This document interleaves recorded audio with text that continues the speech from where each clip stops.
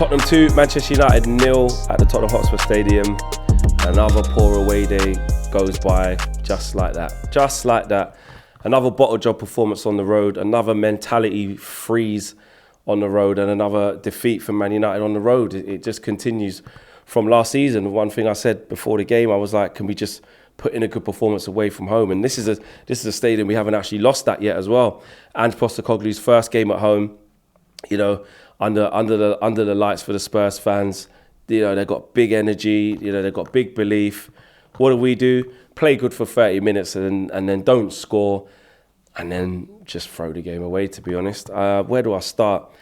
I'll start with the only half positives, yeah, and that is Onana. You know what you're getting with there, so that looks great.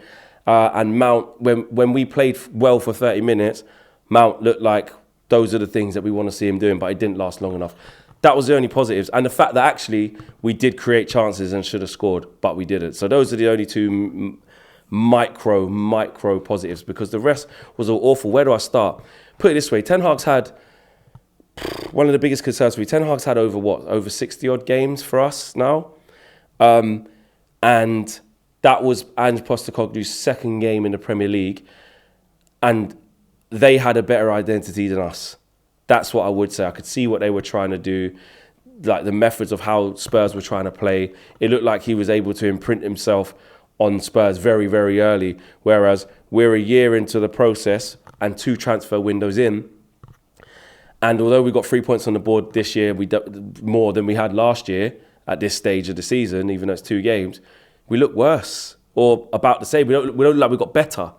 And that is a massive concern. This midfield situation now, it's weird because for 35 minutes, we actually played very well. We were very comfortable in the game, getting loads of chances, creating chances, and we should have scored. Bruno Fernandes has to score that header.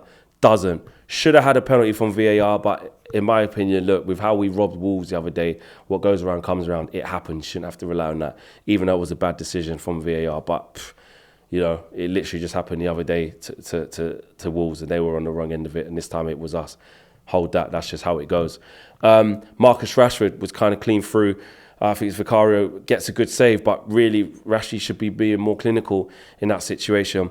On Rashford for the whole game, looked disinterested. His body language doesn't look right. And ironically, Rashford's sort of been a player that, you know, there's been talks of him wanting to be a striker or what's his best position. He wants to play through the middle, and throughout different managers has maybe been a bit annoyed that he hasn't had a chance to play through the middle. Yet anytime he does, we see exactly why he's not a striker. You know, his best work is from the left-hand side. His best work is when he has space to run into and he can see the goal, not the other way around. Limited space to work in tight spaces and he can't see the goal, i.e. back to goal with a defender right up his behind, trying to fend them off. And he's not a link of play player. He's not. He doesn't link the play very well. Doesn't bring other people into play very well as well. So that was a massive problem. Anthony Dos Santos. Anthony, honestly, I try to, you know, back our players, and you want to be as patient as possible. But Anthony just looks like a dud. He really does. I have to be honest with what I'm seeing. Yes, he works hard. Yes, he puts his all in.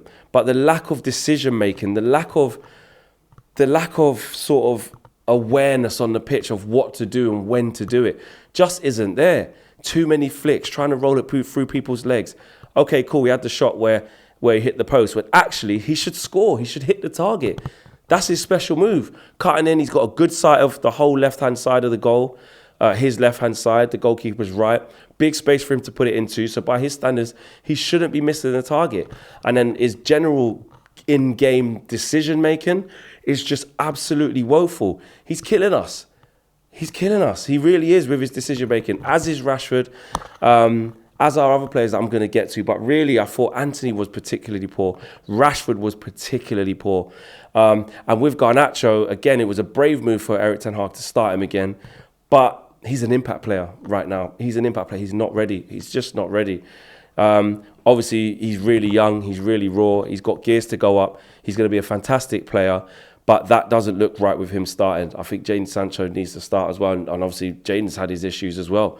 So that's an issue. Midfield. Now, look, we've got to look at ourselves here as a club, because we're spending a lot of money. We've bought Mason Mount in for 55 million plus add-ons.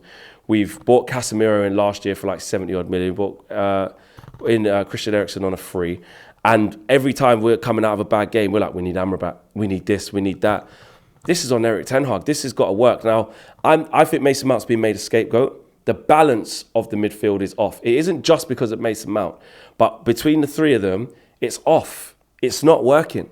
And Ten Hag's got to put it right and put it right really quickly. He'd be encouraged by the first 30 minutes because we did create chances. Mason Mount was really good in the press, winning the ball back. And we were in a really comfortable spot. But our problem, as is our problem many, many times, is that we can't sustain it. We can't maintain a level of performance. We can't maintain a level of quality that even if we're struggling or we don't score when we're on top, there'll be more chances to come. And after the second half, after the first half, should I say, absolutely awful. The goals that we conceded, the goals that we gave to Tottenham, because that's what we did, were absolutely woeful. I mean, Luke Shaw wasn't at his best today. He needs to wake up. He wasn't good at all. If I'm looking at the first goal, I think he leaves Garnacho to deal with the winger, and there's just a huge gap, and he doesn't engage for a long period until Kulusevski's basically on our byline. Then the ball hits off Lissandro and finds his way to Sarr. Lucky, fortuitous goal, but what didn't work was the fact that we were making them look good. We were allowing Tottenham to just play at will, to just absolutely play at will. Bruno, listen.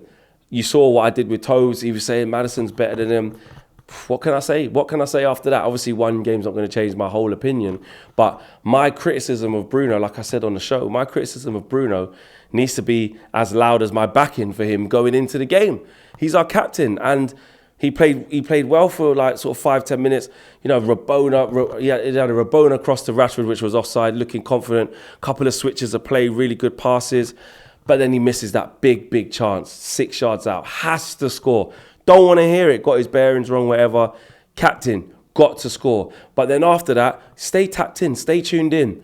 Absolutely awful. Spamming crosses across the pitch, hitting it out of play, moaning at people. Really, really bad. Really, really bad. And those are the things of why Bruno gets a hard time. I always come to the aid of Bruno and always kind of will. But I will also call out bad performances. And that was a really bad one. You know, it happened at Liverpool as well, away from home. Really, really bad ones. And something that's really concerning me is in these big away games, the camera keeps panning to Ten Hag, and we're getting this kind of gormless look where he's kind of looking at it thinking, I'll tell you what's happening here? There is a mentality block, ironically, with the Rashi thing. There is a mentality block away from home against top teams. There really is, against the bigger teams. Casemiro in midfield. Look, like Micah said, I agree, he's still a top player. But with how we're asking the midfield to be and the disconnect between it, he's looking out of his depths. Leacher, someone that we depend on so much. The first game had to get taken off at halftime. This game, he's kicked the ball into his own net. And obviously, unluckily, the ball hit off him and went to Sarr for the first goal, but not at his sparkling best. He doesn't look at it. But also, we don't look fit. We don't look ready. We don't look at it. We still look like we're in pre-season. How are we only able to keep up a level of intensity or dominance for only 30 minutes? And then after that, we just look leggy and tired and not with it. So there are huge concerns. Listen, it's game 2, but you have to be concerned with the style of performance and how we're playing right now. Because if we continue to play like this, we're going to be in massive, massive trouble. Our next game on the road is Arsenal. We all know how that usually ends up. So if you play like that against Spurs, we'll lose against Arsenal 4-0. If you play like that. So Ten Hag's got to change something, or he's got to get his first choice playing correctly. But what does need to change, Marcus Rashford cannot play number 9. He can't be our striker, even in this little period where we don't have Højlund. If Martial's not fit enough, play Sancho in the 9. Get Rashi on the left. Get him back to his normal position. On the right-hand side, Anthony can't start. He shouldn't be starting. He's playing absolutely all. And that performance there was absolutely dreadful. Honestly, I would start Pellistri. It won't happen. That's surely going to be a goal, and it isn't. It won't be. He won't start him, but he probably, in my opinion, he should start Pellistri because Anthony just ain't it. And Bruno, again, has something got to give in midfield. Do you drop one of Mount or Bruno, or does he keep persisting with it? Because at home against Nottingham Forest, you can predict an easy game, but it won't be. We're not playing very well right now at all. Our forwards ain't even scored a goal, you know. So really, really disappointed and very, very worried in terms of this away form continuing. We're lucky it's early in the season and it's time to sort it out, because mistakes galore, mentality block is all there for us to see.